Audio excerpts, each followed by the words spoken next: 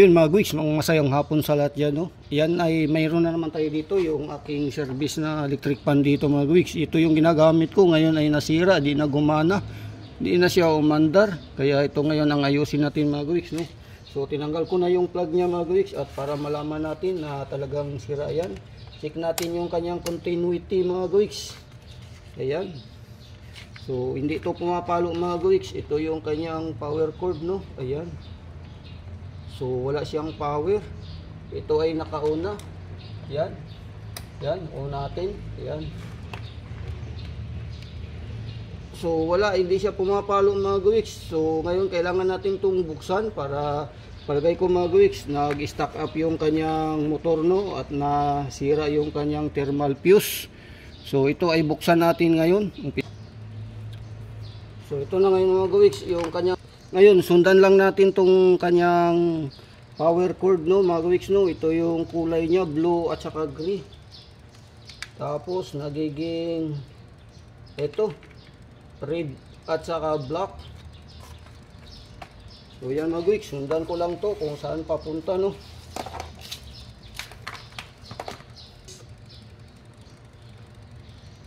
So check natin yung kanyang kapasitor kapag ang kapasitor ay buo. So ngayon mga guys, check natin yung kapasitor niya kung buo. Ayan yung kapasitor niya mga guys, no. Check natin.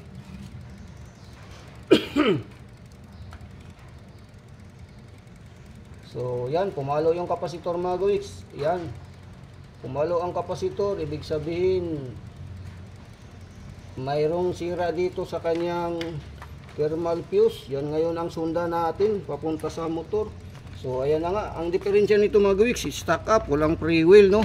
So kailangan natin buksan ang motor niya ngayon. Ito, itong motor niya mga guys, kailangan natin buksan.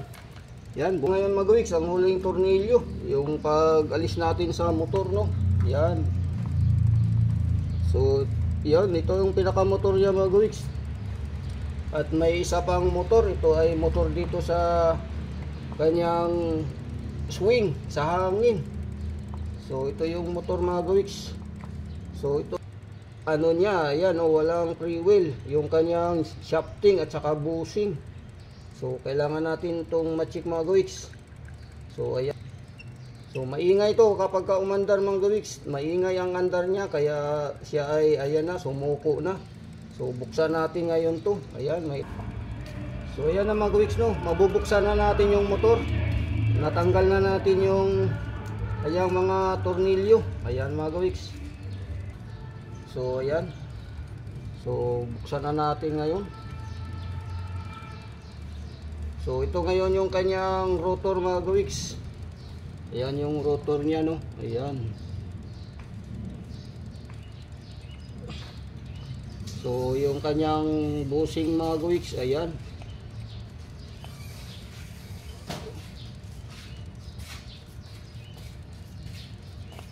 Langisan lang natin to mga guys. Ayan. So dito medyo okay naman, may free wheel naman mga guys. Ayan, malambot ang ikot. So dito sa kanyang stator, dito sa bushing sa baba. So ayan na nga. Ayan, oh. So tuyong-tuyo. Tuyong-tuyo dito mga guys, hindi nalagyan ng langis. Kaya lalangisan natin to. Ayan.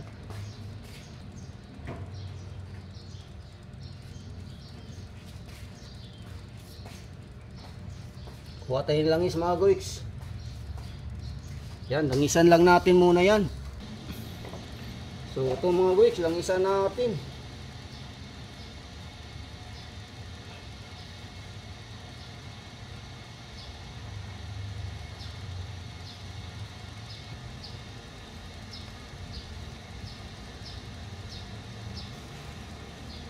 So kailangan lang nating langisan ng langisan to. Ayan, tapos maya maya ibalik lang natin to mga guys. Dahil sa ang motor na to ay medyo may kaliitan. Ayan. So ito na ngayon mga guys, do. Ayan, matapos natin malangisan ng gusto, mababad, may free wheel na, at ibabalik na natin sa motor mga guys. So ngayon ibalik natin to. Ayan.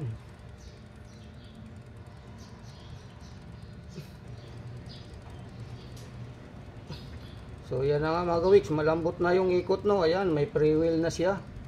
Yan, dahil sa yung mga kalawang sa kanyang shafting ay ating nalinis. So malambot na. Ayan, may pre-wheel na siya mga kawiks. So ngayon ang problema nito ay yung kanyang fuse, at hindi natin binuksan yung fuse dito sa kanyang winding, no. So so balik natin yung mga tornilyo mga kawiks dito, bawat isa. Yan ay 4. So ibalik ko lang itong mga kawiks, no. So ito na ngayon mga kawiks, na balik natin yung 4 na tornilyo, no. Bawat isa ay higpitan natin. So yan. So ito ay pagka binaklas mo tong motor, yung kanyang pinaka rotor doon sa stator, doon sa pinaka winding, kailangan may sinasabi ito mga kawiks na alignment. Yan. So ito ay pinupukpok. Yan, para ma-align. Yan. Para ma-align mga kawiks. Ayan, may pre-wheel na siya. Ayan. So dahil sa binaklas natin at yan ay ganyan ang pagbalik. So higpitan ko na lang to mga kawiks, no. At ngayon yung gagawin natin nito mga kawiks ay buuin natin yung power niya, dahil yung power nga niya, no, nasira, kaya hindi siya umiikot, hindi siya umandar. So yun ay yung dahil sa maaring na-stack up siya at nasira yung kanyang thermal fuse. Ngayon ito yung sinasabi na para hindi na baklasin doon ang thermal fuse, nakadikit doon sa kanyang motor sa winding. Ano lang mga kawiks, parang ang sabi nga nila, ang tawag ay bypass. So ngayon sundan natin yung black wire. Ito yung black wire mga kawiks. So ito yung kanyang power cord, no. Ayan, yung kulay blue. Ayan yung pinaka ano niya ngayon, at dito ay nagtap sa kulay black. Ito yung black niya mga kawiks. So ang black na yan ay diretso dito sa motor. Ayan. Ito mga kawiks, no. Yan. So ito ay putulin natin. Kabit natin dito sa kanyang kapasitor. So kabit natin sa kapasitor mga kawiks. Baklasin ko lang yung kapasitor. So ayan na mga kawiks, no. Subukan natin na i-bypass ngayon yung kanyang cord, yung power cord mga kawiks. Ito yung pinaka common, yung kulay black. So alisin natin tong kanyang ito mga kawiks, no. So alisin natin.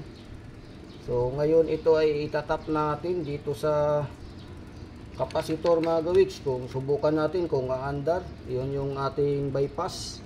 So ito yung pinaka common mga kawiks sa motor. Yan. So inalis natin yung common dahil ang alam natin yan yung pinanggalingan ng fuse. So ito yung pinaka wire niya, naka-direct dito sa plug. So yung isang wire na gray mga kawiks, yan yung napunta sa mga switch. Yan. So ito yung ating iba-bypass dito sa ayan, sa kanyang kapasitor. Kung gagana yung motor mga kawiks, itong motor na to, pagaganahin natin, iba-bypass natin yan. So ngayon ay subukan natin lagyan ito ng plug mga kawiks. Ito may plug tayo, no. Yan. So ngayon yan ay ating dugtong dito. Yan. Dugtong natin yan. Mamaya itetest natin mga kawiks kung may power na yan. So no, yan. So ngayon ito ay ating ilagay sa kung alin dito mga kawiks, sa dalawa na to. Depende sa ikot ng LEC, kasi may ikot na pakanan at pakaliwa itong kanyang kapasitor, no, kung saan tayo mag-tap dyan. So ngayon ay subukan nga natin mga kawiks na ilagay ito dito. Yan. So anuhan ko lang to mga kawiks, lakihan ko lang yung kanyang wire, gupitan natin.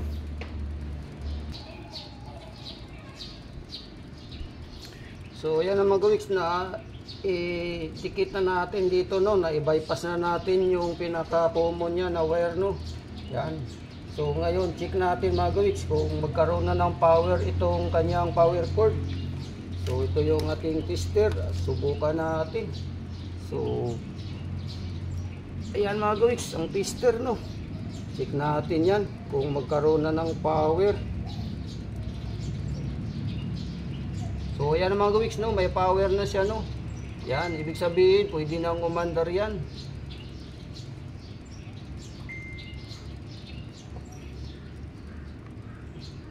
So ayan yung tester mga gawiks no. Dahil sa yung ating ginawa ay binaypass natin. Ayan, nagkaroon na siya ng power no. Kaya yung plug natin mga gawiks ito. Yan, itong plug natin, pag sinaksak natin to mga gawiks. Yan, ito yung plug. Pag sinaksak natin sa power, ayan, magkaroon siya. Yun lang, bypass lang to mga gawiks no. So, pero ito ay malay, di pa sigurado kung dito ikakabit, kung tama ang ikot ng hélice no.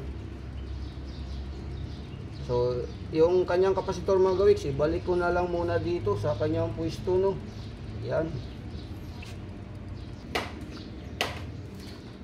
So, ito na ngayon mga gawiks, nilagyan natin ng paper tip no na white at ito yung kanyang saksakan. Subukan natin mga gawiks kung ito ay ikot na dahil mayroon na tayong nilagay na binaypass no.